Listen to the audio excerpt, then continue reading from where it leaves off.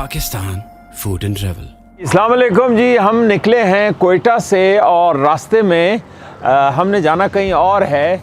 बहुत से इलाके हैं जो डिस्कवर करने हैं, आपको दिखाने हैं। रास्ते में यारू का एक मुकाम आता है, ये भी बलूचिस्तान का एक हिस्सा है। कोयटा से 30-35 किलोमीटर दूर है और यारू में हमें एक बड़ी इंटरेस्टिंग चीज़ नज़र आई, ज़रूफ़ साज़ी। और ज़रूफ़ साज़ी के हवाले से हम मिले हैं इस शॉप के ऑनर मोहम्मद ख़ान साहब से। उनसे हम पूछेंगे कि ये जो ज़रूफ़ साज़ी है, इसका ट्रेंड आजकल माशरे में बाकी है, नहीं है, लोग यहाँ ख़रीदारी करने आते हैं, नहीं आते, ये हम मोहम्मद ख़ान से पूछेंगे। मोहम्मद ख़ान, कब से ये काम कर रहे हैं आप? ये काम 15 साल या 20 साल से पहले मेरा बाप और चाचा और उसके बाद मेरा भाई ये काम शुरू हो गया। अच्छा, आप मुझे ये बताएं कि अक्सर सामान आप लोग ख़ुद बनाते हैं कि बाहर से मंगवाते हैं? नहीं, इधर ही सिर्फ वो मटका बना और सुराही कुज़ा बना रहा है। अच्छा। और गुलदानी, ये चीज़ इधर ही बना रहा है, सफ़ेद वाला चीज़। और जो कच्ची मिट्टी होती है वो चीज़ें आप यहाँ बना रहे हैं? कच्ची मिट्टी वो सुई से लाया। ठीक है, ठीक है। इधर ही बना रहा है, इधर ही भी, और सिर्फ हाथ की कमाल है ना। ठीक है, हाँ, ठीक है। अच्छा, और ये जो कलरफुल सामान है आपके पास, ये कहाँ से आ रहा है? ये लाहौर पंजाब से था, जिसको कोटिंग हुई हुई है, बड़ी खूबसूरत कोटिंग हुई हुई है। अच्छा, ये पंजाब से आता है? पंजाब से आता है। तो इसमें आपको कुछ मुनाफा है कि नहीं है? नहीं, हाँ, मुनाफा ज़रूर है। वो चीज़ नहीं है, ये गैस में पकाता है उधर। अच्छा अच्छा, मैं आपको 1 मिनट के लिए दिखाता हूँ।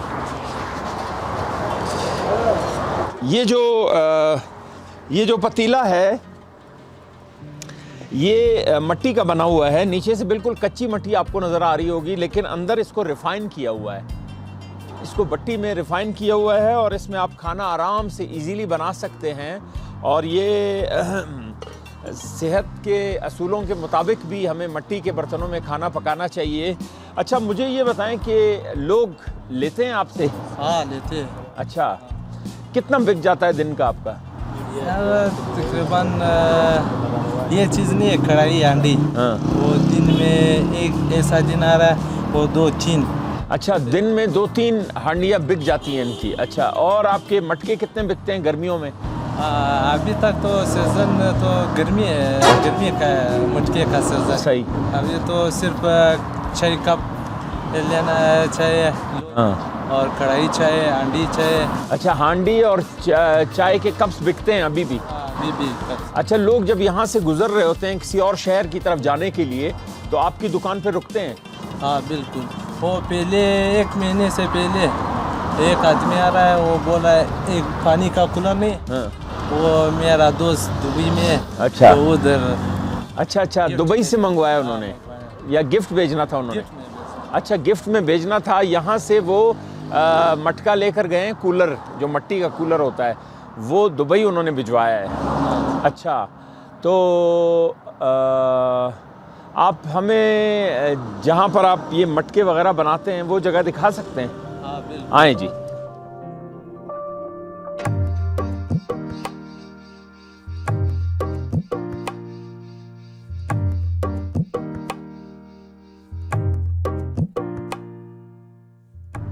ये इनका अड्डा है जहाँ पर ये सुराइयाँ और मटके वगैरह बनाते हैं। ये आप देख सकते हैं, ये अभी तक गीला है और ये अभी तक पूरी तरह ड्राई नहीं हुआ है। लेकिन बदकिस्मती से सीजन स्लैग हो गया, बहुत ज़्यादा सर्दी है, तो जाहिर है मटके वगैरह तो चलने से रहे। तो ये जब गर्मियाँ आएंगी फिर इनका काम बड़े उरूज पे जाएगा। तो अभी फ़िलहाल ये अपना सिर्फ गुजर बसर कर रहे हैं।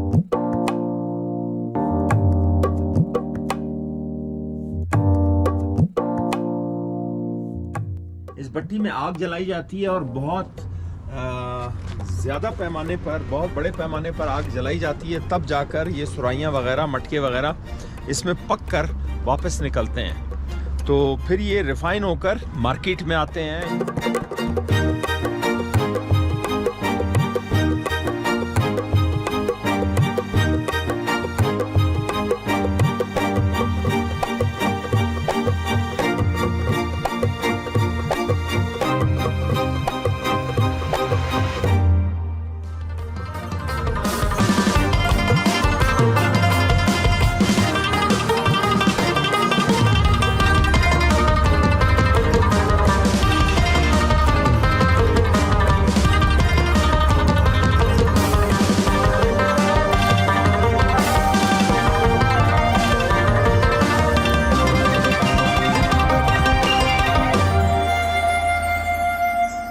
Pakistan Food and Travel.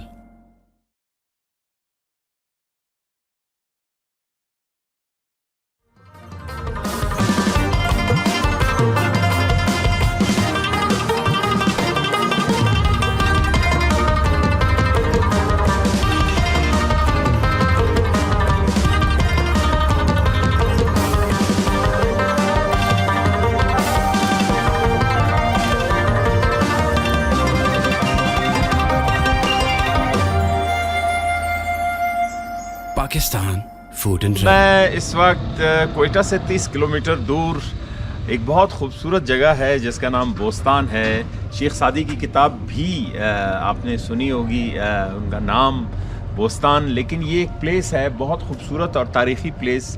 तारीख़ी इस हवाले से कि ये जंक्शन था ट्रेनों का, और ये बहुत पुराना स्टेशन है अंग्रेज़ दौर का।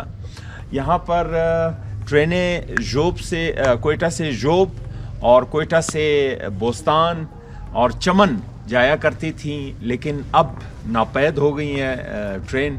और नैरो गेज जो ट्रेन होती थी वो चलती थी अंग्रेज़ के दौर से। अब जोब वाला तो जो कहानी थी वो तो ख़त्म हो गई।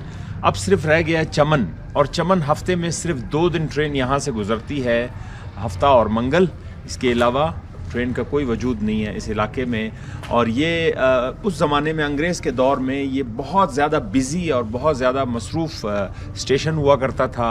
यहाँ पर लोग ट्रेन को यूज़ करते थे कारोबार के लिए भी, सवारी के लिए भी। लेकिन अब क्योंकि रोड्स बन गए हैं और गाड़ियों की बहुतात हो गई है, तो इस वजह से ट्रेनों का सफ़र जो है ना वो बिल्कुल ना होने के बराबर है। अब जो ट्रेन कोयटा से चमन के लिए चलती है वो सिर्फ माल बर्दारी के काम आती है, अदरवाइज़ और कोई फंक्शन नहीं है उसका।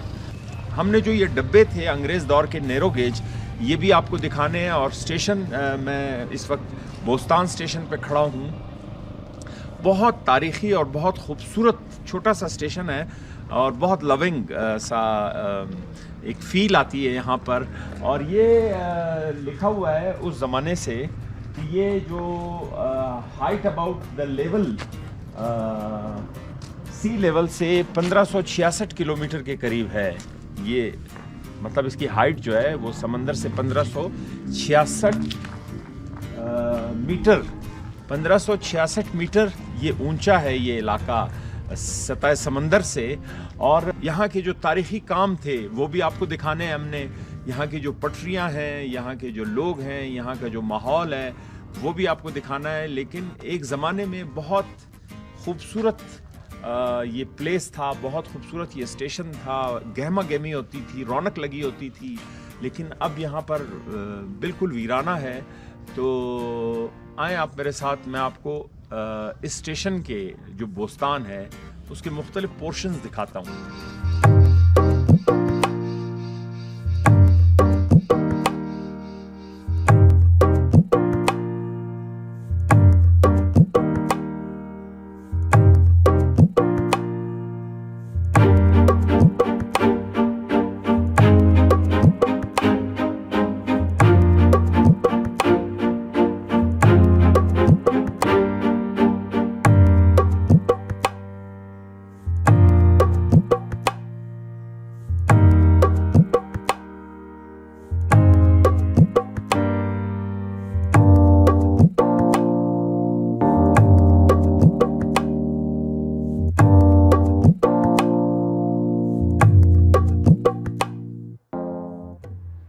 जनाब, ये बोस्तान का जो टेक्निकल लैंग्वेज में मुझे तो नहीं पता कि ये लोको शेड है या वर्कशॉप है।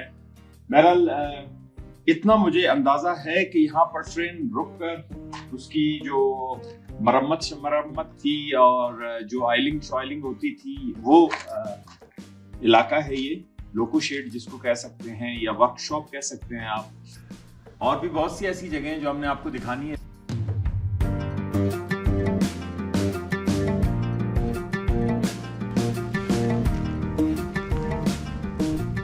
जी, जो आप देख रहे थे वो था नैरो गेज पटरी ट्रेन की जो अंग्रेज़ दौर की थी। आज तो ब्रॉड गेज की आ रही है।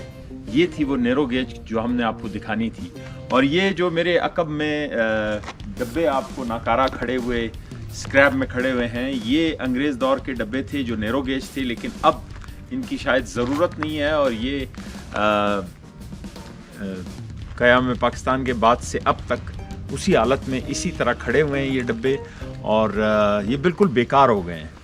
तो मैं ये डब्बे आपको अंदर से भी दिखाता हूँ, आप आएँ ज़रा, मैं आपको अंदर से दिखाऊँ इन डब्बों की हालत क्या हो रही है और कितने ज़माने से ये डब्बे यहाँ पर मौजूद हैं। आएँ जी।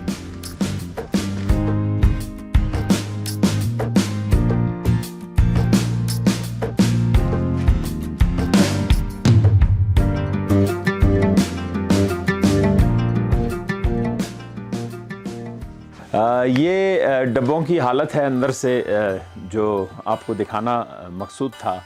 आप देख सकते हैं कि बिल्कुल ये खंडरात की शक्ल इख्तियार कर गया है और इसकी कोई खिड़की, कोई सीट इसके अंदर मौजूद नहीं है। लोग उखाड़ के ले गए, ख़त्म, फिनिश।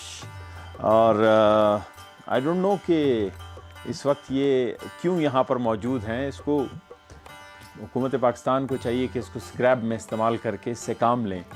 और जब आप ये ट्रेन के डब्बे और ये जो पटरी नैरो गेज की आप देखेंगे, ये आपको उस ज़माने की याद दिलाती है जिस ज़माने में यहाँ पर रौनक होती थी, जिस ज़माने में अंग्रेज़ इसको इस्तेमाल में लाते थे, इससे काम लेते थे और बहुत ज़्यादा इसका बेनिफिट था लोगों को। लेकिन अब तो बिल्कुल बेकार हो गया है, अब तो इस्तेमाल में भी नहीं है। तो इसलिए ये डब्बे इस हालत में, इस खंडर हालत में यहाँ पर मौजूद हैं। और ये एक तरह से हिस्ट्री है, हिस्ट्री से हमें सीखना चाहिए। ये एक हिस्ट्री है जो कि अभी तक मौजूद है और जो लोग उस वक्त पैदा भी नहीं हुए थे वो भी ये देख सकते हैं कि उस ज़माने में किस तरह की सर्विस होती थी अंग्रेज़ों की, किस तरह के ट्रेन थे, नैरो गेज क्या होता है, नैरो गेज के डब्बे किस तरह होते थे।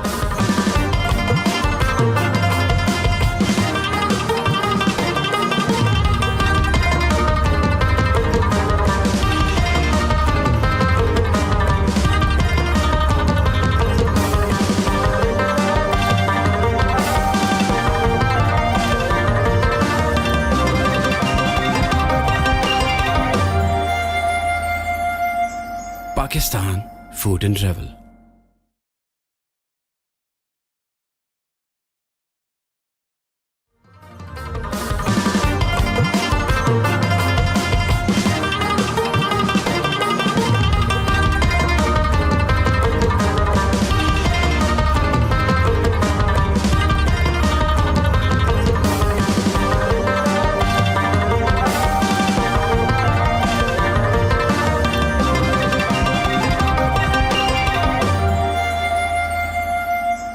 Pakistan food and travel. जी, जैसा कि मैंने आपको बताया था कि हम कोयटा से 30 किलोमीटर के फासले पर एक जंक्शन है जिसका नाम बोस्तान है। बहुत खूबसूरत पुरसकून इलाका है, बहुत हसीन नज़ारे हैं यहाँ के। यहाँ पर स्टेशन है बोस्तान स्टेशन, जो कि अपने ज़माने में बहुत ज़्यादा बिज़ी रहा करता था, लेकिन आजकल बिल्कुल इसमें वीराना है। उसकी वजह भी जानेंगे और आपको भी बताएंगे। इसकी जो हिस्ट्री है स्टेशन की, ये हम यहाँ के मुकामी बाशिंदों से मालूम करने की कोशिश करेंगे। हमारे साथ यहाँ के एक मुकामी हैं खलीलुल्लाह काकड़ साहब, इनसे हम बात करेंगे कि ये स्टेशन कब बना और कब तक ये चलता रहा और क्यों आजकल इसमें वीराना है।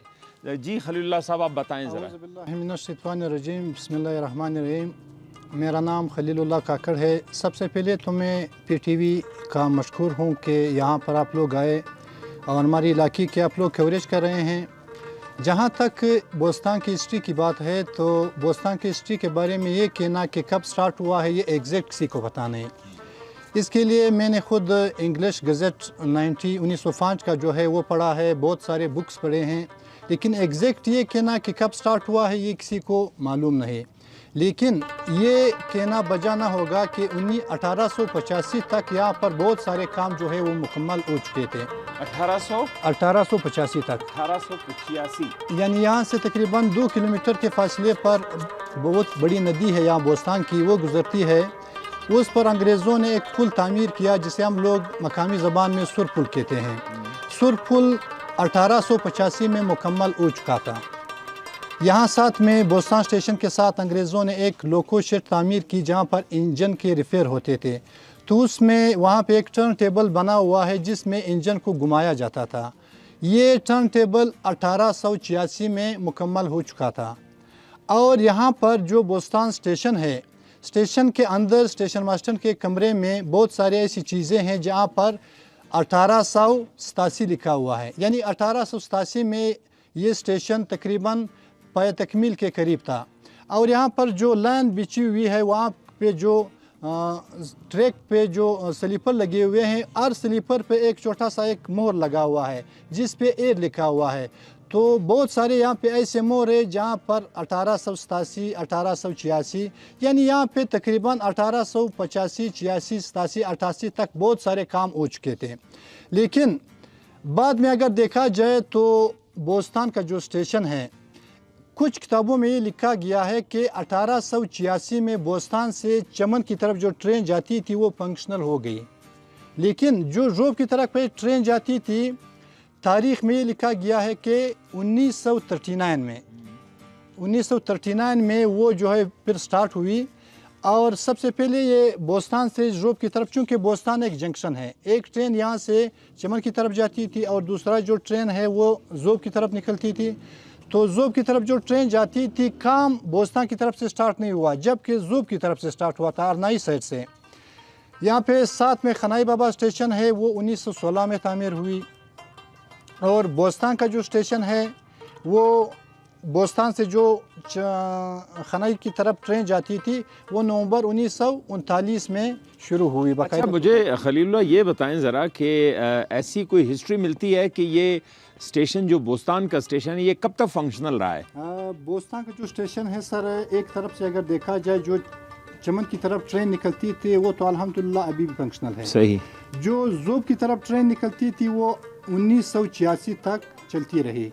लेकिन बदकिस्मती कह ले 1986 में वो जो एक सिस्टम था वो बिल्कुल ब्लॉक हो गया। और फिर हुआ ये कि 2001 में बोस्तान से जोब तक जितनी ट्रेन की ट्रैक्स थे या जितने रेलवे स्टेशन थे, इसमें तकरीबन 14 रेलवे स्टेशन आते हैं, वो सारे नीलाम किए गए और वो सारे उखाड़े गए। अच्छा, तो मतलब जो हिस्ट्री थी वो नापैद हो गई, ख़त्म हो गई। बिल्कुल, उसकी तो अभी बिल्कुल आसार भी ख़त्म हो गए हैं। ना ट्रेन की ट्रैक रही और ना ही रेलवे स्टेशन रहे, सिर्फ वहाँ पे आसार अभी बाकी हैं। अच्छा, तो ये जो आपका इलाका है बोस्तान, इसमें क्या एक्टिविटीज़ रहती हैं, लोगों का ज़रिया माश क्या है? सर, यहाँ पे सबसे बड़ा जो ज़रिया माश है वो ज़राअत है। अच्छा। यहाँ पे अल्हम्दुलिल्लाह पानी की कुछ ख़ास किल्लत नहीं, यहाँ पर लोगों के पास ज़मीनें बहुत है, यहाँ पे ट्यूबवेल लोगों ने लगाए हैं और इसके अलावा लोग जॉब्स भी करते हैं, कारोबार भी करते हैं और भी दीगर शोबों में तिजारत वगैरह करते हैं। अच्छा, आप मुझे ये बताएं कि आपके इलाके की सबसे लजीज जो डिश है वो क्या है? हमारे इलाके की जो ट्रेडिशनल या लजीज डिश है वो पश्तो में हम लोग लांदी कहते हैं। लांदी सबसे जो मशहूर और लजीज डिश है। अच्छा, तो ये आपसे जो हमें मालूमात हासिल हुई, हम नाजरीन को बताते चलें कि खलीलुल्लाह यहाँ के मुकामी हैं। जो इन्फॉर्मेशन इन्होंने दी है उस हिसाब से बोस्तान की हिस्ट्री बहुत पुरानी है, बहुत ज़्यादा पुरानी है। तो आपसे मिलकर बहुत खुशी हुई और बहुत बहुत शुक्रिया। एक दूसरी बात आप लोगों को ये बताता चलो सर कि अंग्रेज़ों ने यहाँ पे न सिर्फ स्टेशन बनाया बल्कि इसके अलावा यहाँ पे एक रेलवे पुलिस स्टेशन बनाया, रेस्ट हाउस बनाया, यहाँ पे रेलवे हॉस्पिटल बनाया और यहाँ पे अंग्रेज़ों ने एक बेहतरीन 2 स्कूल बनाए उस वक्त। यानी हिस्ट्री में अगर देखा जाए तो ये स्कूल 1990 में बने। एक स्कूल अभी भी मौजूद है, उसकी बिल्डिंग जो है वो बिल्कुल फंक्शनल है, सेम टू सेम उसी हालत में मौजूद है जो अंग्रेज़ों ने जिस हालत में बनाई थी। बहुत बहुत शुक्रिया। Thank you so much, most welcome.